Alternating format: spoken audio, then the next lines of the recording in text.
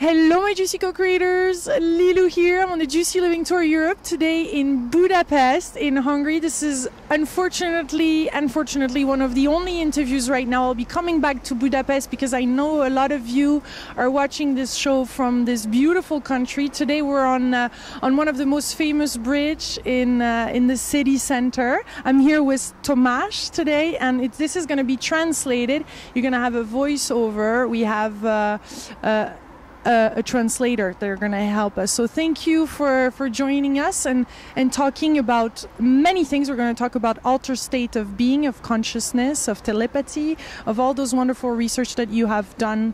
So thank you for being here today. For more than 20 years I'm working on telepathy experiences, more simply said parapsychology. And I'm also researching how the altered state of consciousness influences this mysterious skill. So tell us about a bit more in more details your research on telepathy and what you have discovered. Are we really evolving as human beings? Is this something possible for all of us? I think we need to relearn these skills. Humans in the ancient times used this skill far better and even more natural. In order to use telepathy, we need to tap into the past, in those times when neither the scientific nor the rational prejudices did not inhibit this very unique co-ability. But it's still possible in our society more than ever. Are we regaining this? I think we need to change our consciousness. We need to invest much more emphasis on intuition, conjectures, stillness. But we could also invest occasionally into ecstatic creative state of consciousness, where all these skills are working. Exciting! So how can we tap in this? What are some of the conditions you have discovered that help to increase our telepathic powers? Basically, it works with internal awareness.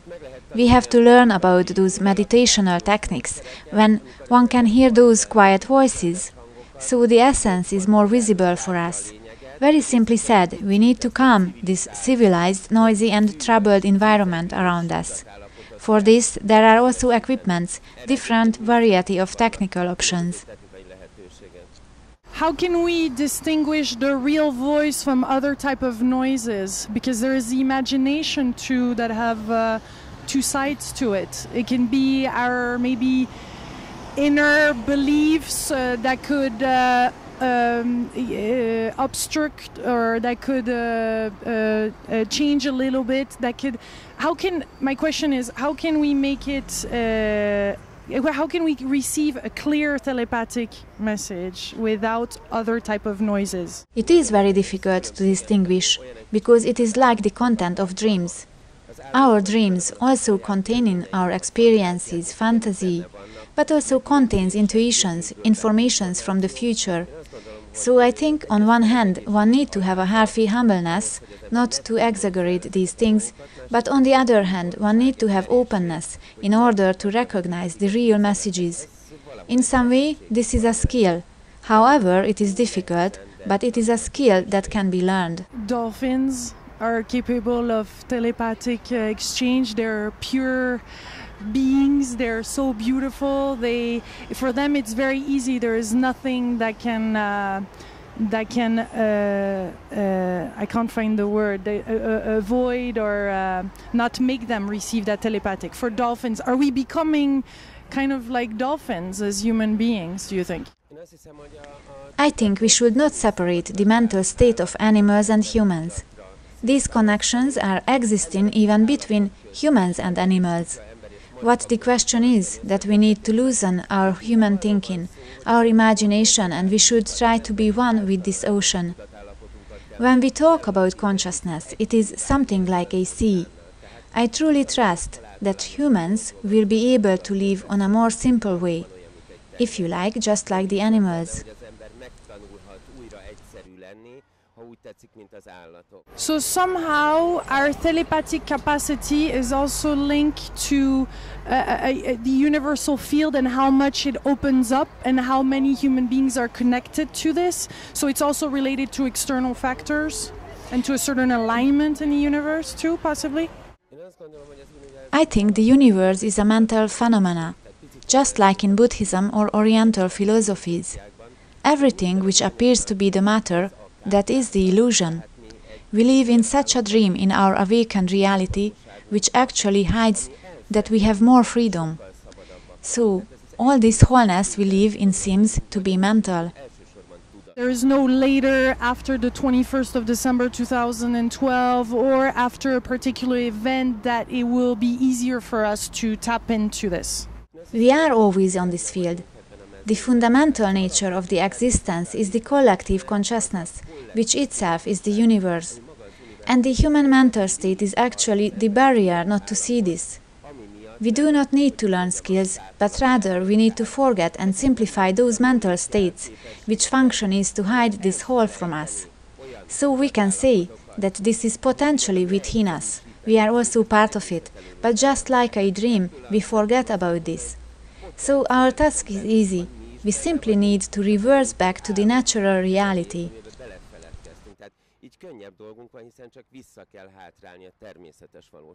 What are some of the exercises that you found out help to create those maybe new pathways? Is that going through meditation or visualizations, or what are some of the things that can make that we can do so that our brain, I guess, somehow rewires, or again, there's nothing to do and it just happens, or is it sending out an intention about it? How does it work?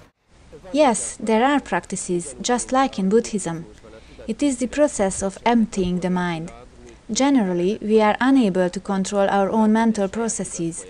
We are not always able to break ourselves from this illusion, so we are not able to lead. We need to be able to empty our mind and let all those things coming to the surface which are important. Another aspect is when we use this more goal-orientated to find a solution. This is the case with the artists, scientists and creatives, so this also depends on the ability. I do believe that practicing is just as much important than in sport or anywhere else. It is an effort. We need to change our mental habits.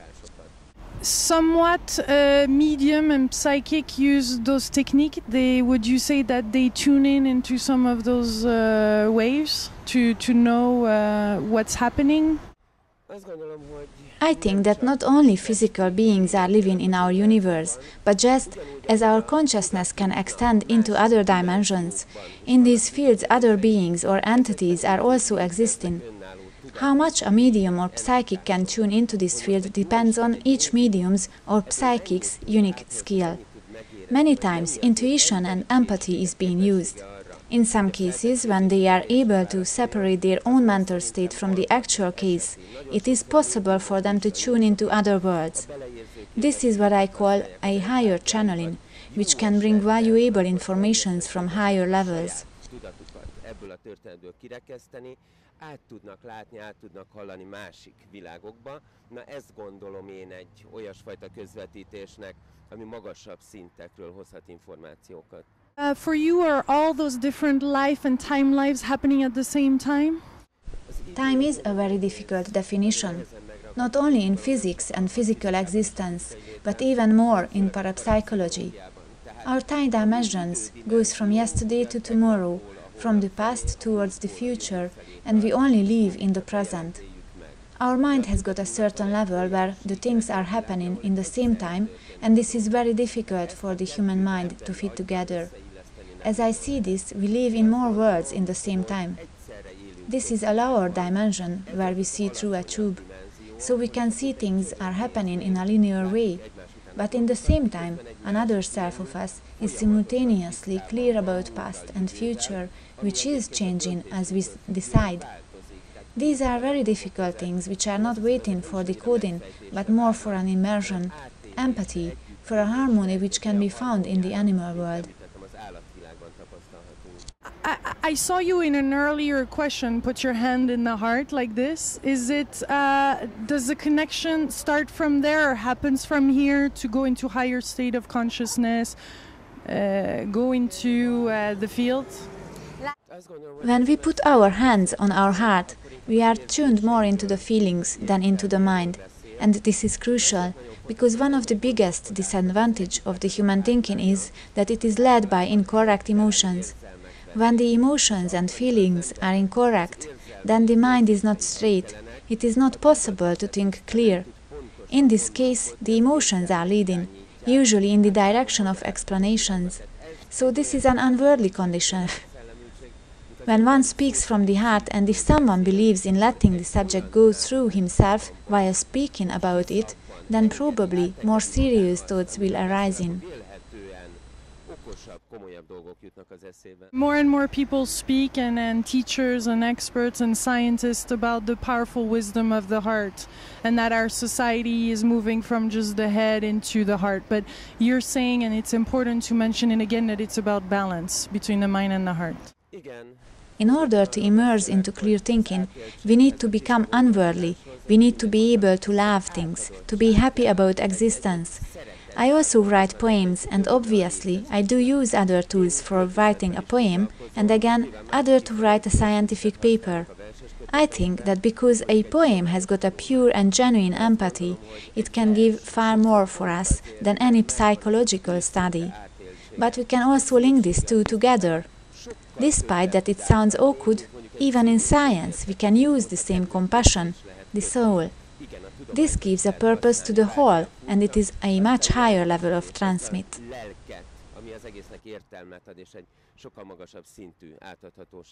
I know you wrote a poem book that's called The Sound of Light. Tell us about the association and between the light and the sound. What does this mean on a universal scale? I think that the light is an analog with the conscious existence. The pure light, just like the light of the sun, represents the beauty and purity. Sounds are to us also like messages. So if we say that the light has got sounds, it is obviously a synesthesia. I think that the inner voice, what we perceive as a message, ready to be expressed by an artist for instance, those messages are coming from the light. This is how light and sound links together within me. A silent sincerity will become words, and with the help of words we can transmit this to others.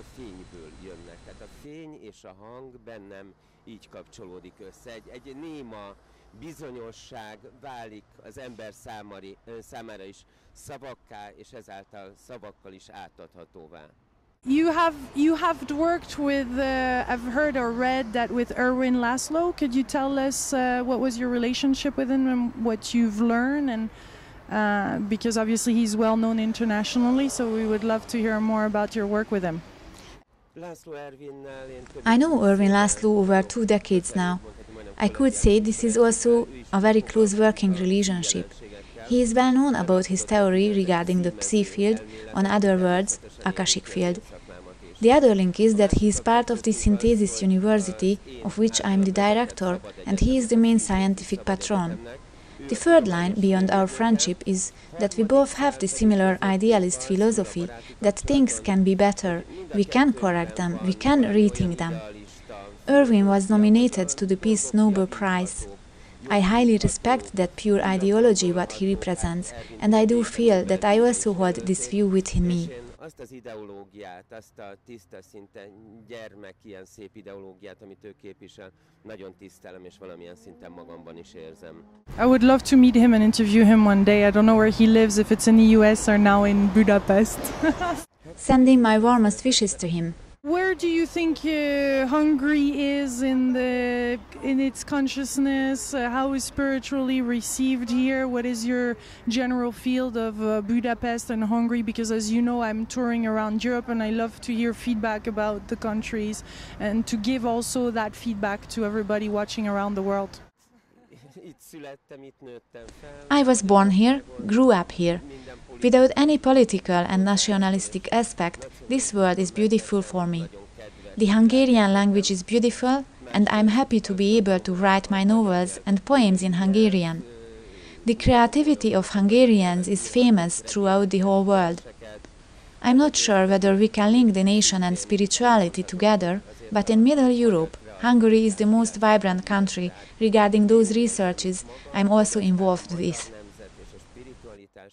hogyan függ össze, azt már egy picit nagyobb fenntartással kezelem. Én úgy gondolom, minden országnak megvan a maga lelke, megvan a maga szíve.